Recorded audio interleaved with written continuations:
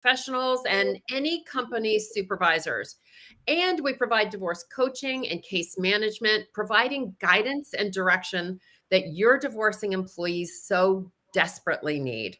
Divorce is a huge disruptor, not only to the employee going through it, but to the company that they work for. If you're an HR benefits manager or an HR benefits provider or consultant, please reach out to us and see if adding our suite of solutions is a good fit for your business or for your clients. And as a reminder, we have SHRM credits for SHRM members, and we'll post a link at the end of this broadcast so that you can grab those. And I want to introduce you to Paulette Rigo. She is not only my friend, she is my colleague, and she is an incredible certified divorce coach and mediator, a certified divorce specialist, and is the director of coaching and case management here at Divorce Right. And today we're going to be talking about addiction and its impacts on divorce, how it shows up in the workplace, and give you some resources that you need to support your employee dealing with addiction in their lives. So I wanted to introduce you to my friend Kit Roberts. Kit Roberts is the owner of a renovated life coaching and consulting company. She is a certified professional life and recovery coach. She is a national board certified health and wellness coach, a corporate trainer, an author, a speaker, and a consultant specializing in organizational well-being and positive mind shifts. Sorry about that. She assists organizations in creating a work culture that thrives in all circumstances by implementing best practices in employee engagement, recruitment, well-being, workforce reentry, and retention. She has a broad range of human resources experience in federally qualified health centers, major health systems, and academic centers. As a certified facilitator in addiction awareness, she facilitates conversation around substance use disorders and recovery in the workplace. She is also a certified DISC practitioner, which I love. And as a professional life coach and national board certified health and wellness coach, she works with individuals and groups, helping them to take that holistic approach to building a life that's happy and healthy and whole. She helps her clients identify obstacles and limiting beliefs so that they can experience that big aha. And that those life moments can be life changing. And she understands the importance lifestyle changes can make in a person's well being. She is driven by her passion for helping others live their best life, both professionally and personally. She believes life is so much more fun with people to share it with. Lots of laughter, a dog, and a never-ending supply of dark chocolate, which is why she is my friend. Welcome, Kit. Thank you so much. Thank you. Thank you. I'm so glad, and I'm so sorry that I stumbled through that a little bit there. When we got on our call before we went live, you shared some incredibly overwhelming and valuable statistics around addiction and the intersection with divorce. So as we get started, can you start by sharing those statistics with us? Sure. So as I was preparing for our conversation, I wanted to make sure I could draw a correlation between divorce and addiction. And it didn't take me long to find amazing statistics out there. So a couple of things that I came across was that addiction is the third most cited reason for women seeking a divorce and the eighth most cited one for men. The average age of an American who gets a divorce is 30, and the average age of people who are most likely to be involved with some type of substance use disorder is between 25 and 35. So you can see there's a correlation there. Mm-hmm. Divorce rates are, of course, significantly higher among people who use alcohol. And substance abuse was cited as the reason for almost 35% of all divorces. So there is a tremendous correlation between addiction and divorce. And obviously, one important statistic is that about 75% of people who are suffering from a substance use disorder are in the workplace. What was that percentage? 75% of the people who are suffering from some type of substance use disorder are working in our workplace, whether part-time or full-time. So HR people and our employers are going to have this in their workplace for sure. And the reason that I wanted to bring this conversation together, hopefully you're starting to see that if we support employees with addiction issues early, we can maybe even impact the damage of a divorce, right? Because that financially damages not only the employee, but the company. As the average employee making just $58,000 a year can cost an employer $23,000 a year in lost productivity. $23,000 a year. Let's get these people the help and the support that they need, right? To make an impact on that. Yeah. Yeah. Well, Paulette, why don't you get us started on this conversation today? Because I think this is very interesting. Kate, I'm so glad you're here because it's a bit of a chicken or the egg syndrome in the world I am in, with being that person that works with the individuals, right? So the conversation normally starts with the marriage is not healthy.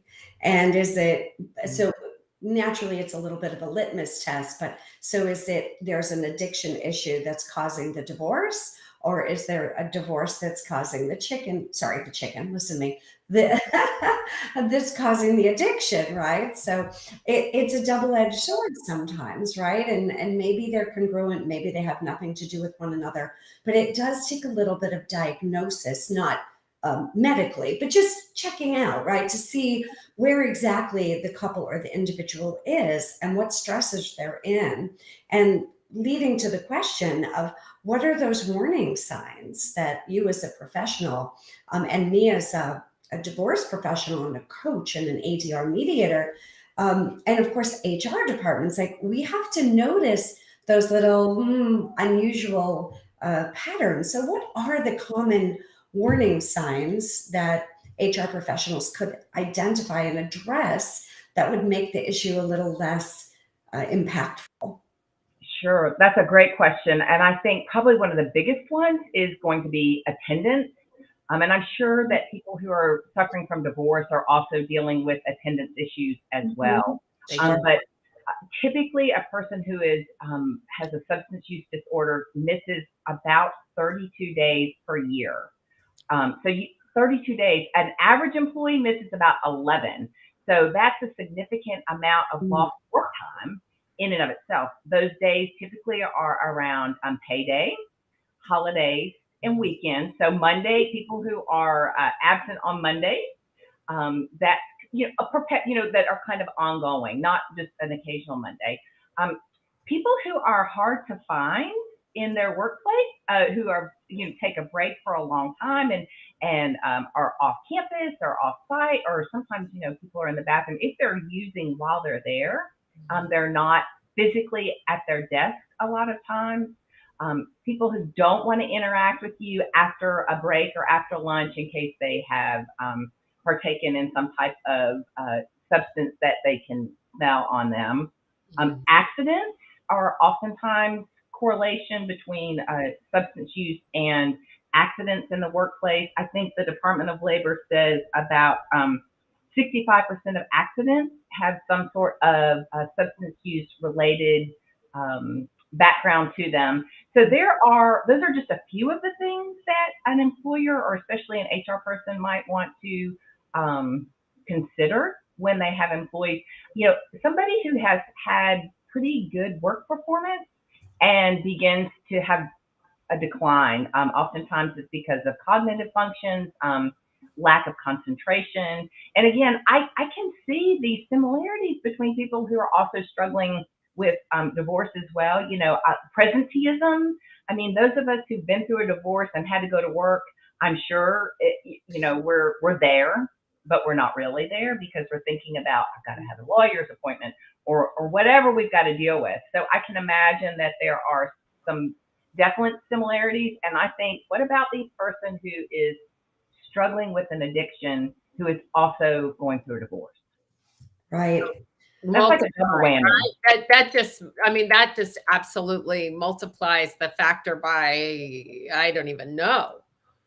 Right? That's huge.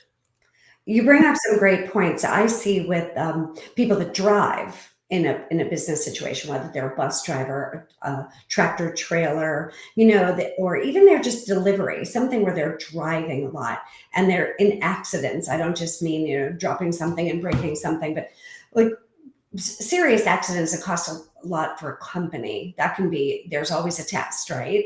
And naturally, if you're bringing in, now you have DUIs and any criminal type of, you know, encounter with the law, perhaps, right? But it could be something as simple as avoiding a conversation or avoiding an interaction.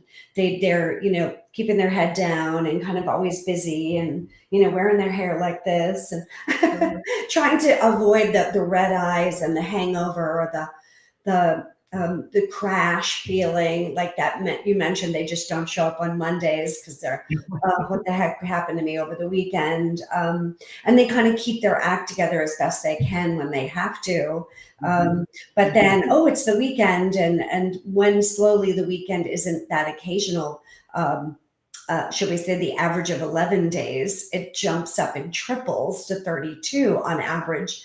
Then you're going to start noticing the avoidance, the missing behavior. But naturally, obviously, an accident is going to be a big red flag. And not to say that everyone that has an accident means they're an addict. So we have to be really careful with that. But I see that a lot, and it's a bigger problem than we realize.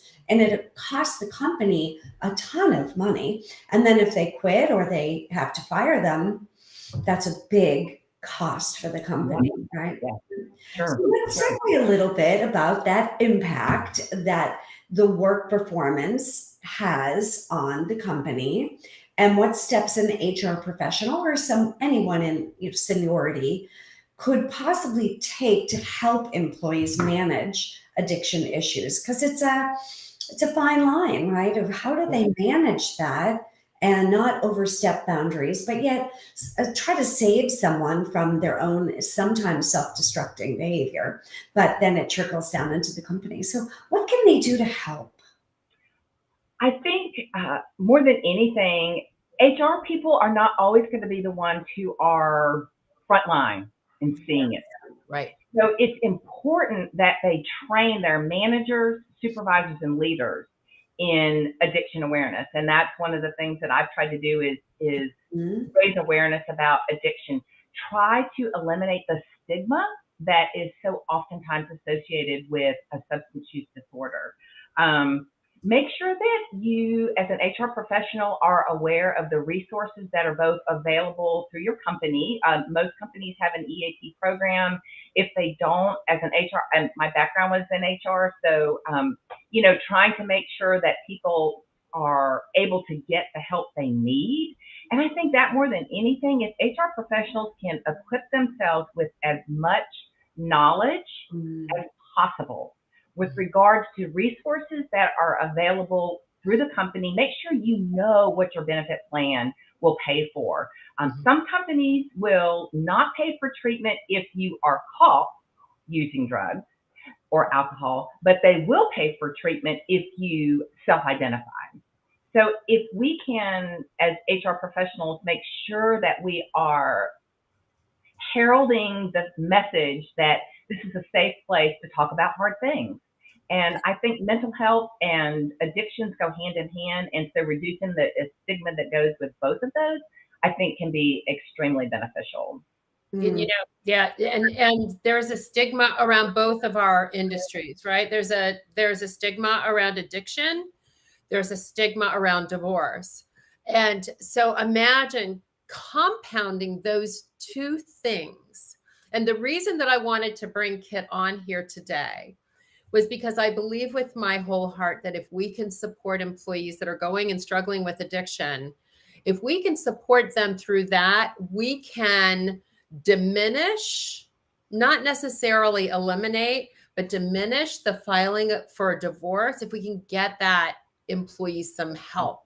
So you are a health and wellness coach. So tell us what you can do, and people that are also in your role as a health and wellness coach, in supporting employees who are struggling, right? They're just struggling with their addiction and or going through a divorce. What can you guys do? So what's really interesting, I love that question. And so SAMHSA, which is the Substance Abuse and Mental Health Services Administration, defines recovery as, and I have to read it because I don't have it memorized. I can't remember anything at my age, so I have to write everything down. Girl, same. But yeah, we can talk, right? We I understand. know. So their working definition, again, this is SAMHSA, is a process of change through which individuals improve their health and wellness, live self-directed lives, and strive to reach their full potential. Mm. We also have to remember that it's not just drugs, prescription drugs and alcohol. Yeah. It can be internet usage, eating, gambling, shopping, pornography. Like, I don't mean to go down the shopping list of all the other isms. So we don't mean it just to be drugs and alcohol. It could be anything that is not in their best interest and is ruining their life, or self-directed, improved in a change in their behavior. So yeah, that's a great point. Yeah. Great point. So, when you start with that as the definition of recovery, it really opens up the whole concept of creating a wellness plan. And as a recovery coach and wellness coach, we actually have what we call a WRAP plan, which is a wellness recovery action plan. And it talks about what is your connection to community. How are you going to make sure you stay connected? What is your physical health going to look like? What's your emotional health, your spiritual health? And really connecting those dots together to make a beautiful life.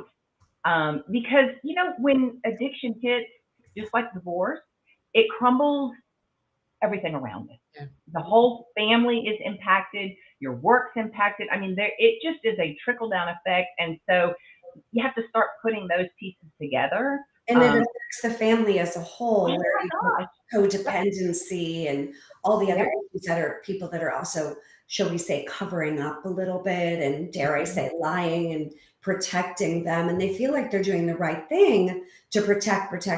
But now, like you said, it trickles down into the whole, even the work environment where, I don't want to be the one to tattletale, or, I might get in trouble, and then family members are covering. So, it just trickles down. It does. And we can't deny that there is stigma around what we do for families. It's a cause of great shame for a lot of people. Yeah. So how can an HR professional or a company supervisor, if it's somebody that's got their nose to the grindstone, missing 33 days of work, or coming in late for a meeting, or leaving early, or in the bathroom, all of those things we talked about earlier, how can professionals in the HR, in the corporate world, help reduce the stigma around addiction and divorce in the workplace, and create an environment that's just more supportive for their employees so that they can reach out for support and help? Because hopefully you can start to see that this can be unbelievably expensive to fire somebody like this and replace. I mean, just the average employee at $58,000, it costs $85,000 to replace them. So this is not something that we just don't want to cycle through. We want to support. So what can they do to reduce that stigma around addiction and divorce? I think the biggest thing is having conversations. I really think that begins to be the key, is having open communication. And, I just think about the world we live in now. We live in a world where nothing is real. We see on Instagram and Facebook and everybody has this picture perfect world. And I just think we have to stop pretending that we live these perfect lives. And I think we have to start being real with one another.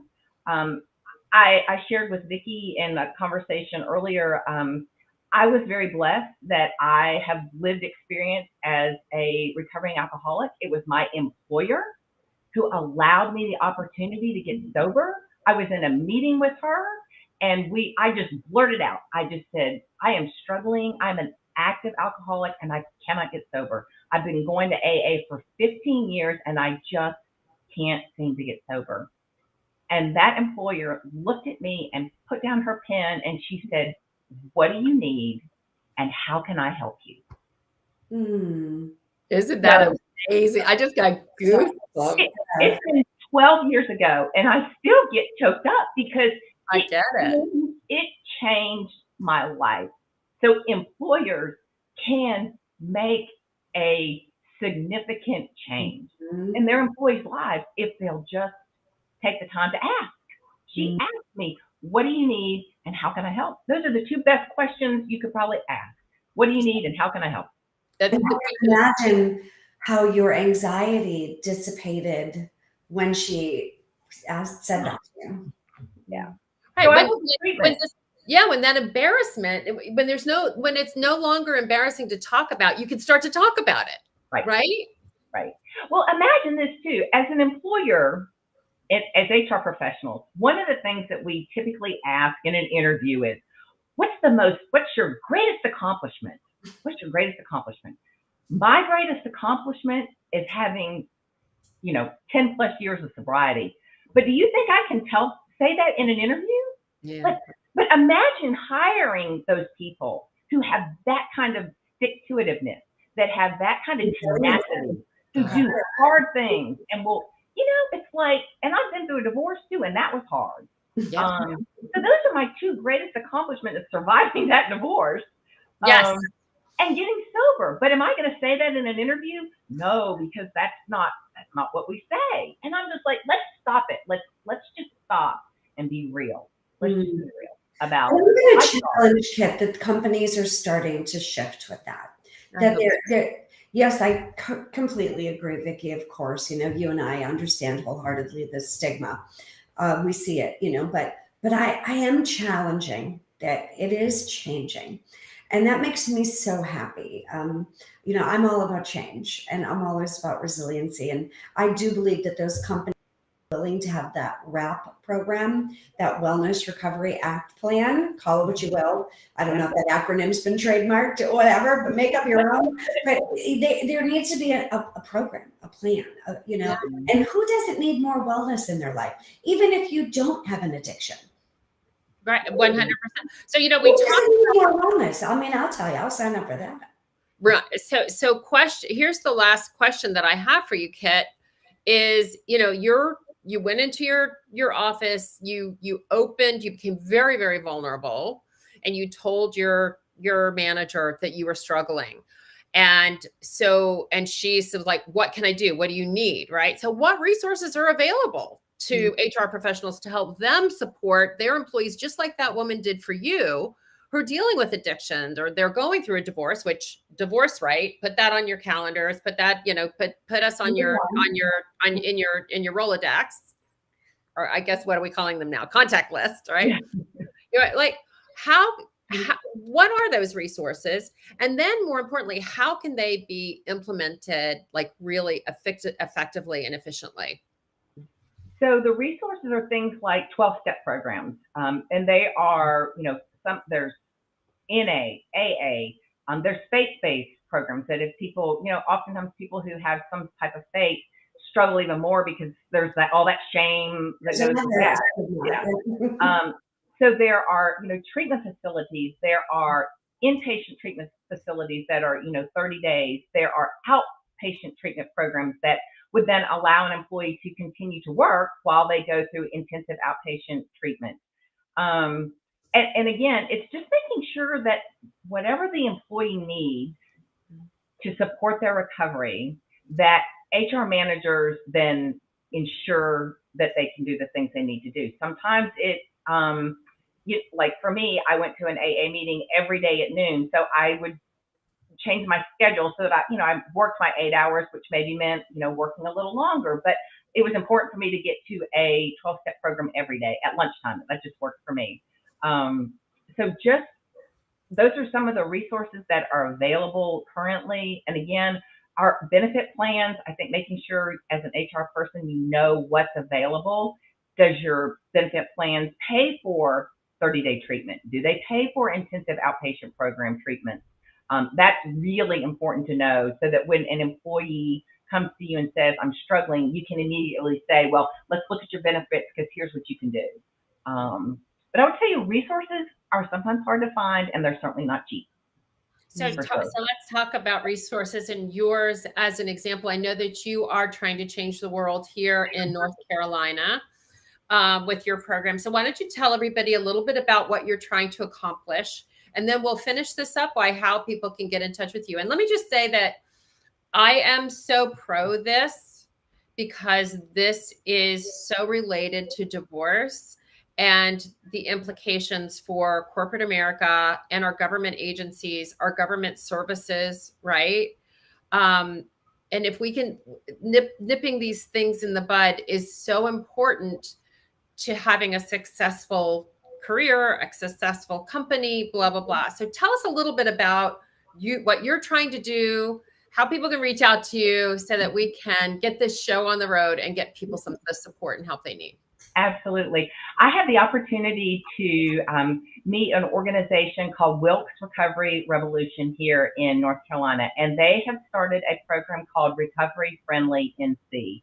And so I am an affiliate now with Recovery Friendly NC, and that is trying to help employers designate themselves as recovery friendly workplaces, which means they support employees who are in recovery. They look to hire people who are in recovery and make it a safe place for people who are in recovery or thinking about getting into recovery to be in work, finding work. And think about, we're struggling with trying to find employees. We can open up a whole other opportunity, for people if we start looking for people who are in recovery. And again, think about what hard work that person's going to do for you because they've already been doing it to get sober or, get clean and sober. So that is just a super exciting thing that we are doing here in North Carolina. We want to do it across the state, spread out and just keep going. In order to get in touch with me, my email is kit@arenovatedlife.com. And yes, I named my company A Renovated Life because that's what I felt like had happened to me. I can understand that. I mean, Yep. You're a walking billboard for why this is important. Yep. So, Kit, thank you so much. I loved this conversation. I think that our mission is to change the world the way people experience divorce. We want to help employers, government agencies, make this system less costly financially and with your mental health, right? Because that's a price that people pay with too. And addiction is certainly a part of this process. 35% of all divorces have addiction as a potential cause of the reason this marriage is falling apart. Let's stop this. Let's get them the support and the help that they need. Kit, thank you so much. Paulette, thank you so much for doing this with me again this week. Next week, I'm really excited. We have Peggotty Cooper from the Certified Divorce Coach Program talking about what a divorce coach can bring to the table for HR directors. And if you should ever want to become a divorce coach, there's a lot, interestingly enough, there's a lot of HR managers that come and become divorce coaches because they see that this is a problem in their own companies. Mm-hmm. So that's next week, and we look forward to seeing you then. For now, thank you so much for being a part of this, and hopefully we have made an impact on you and your company by allowing us to support your employees as they go through the divorce process. So bye for now, and we will see you all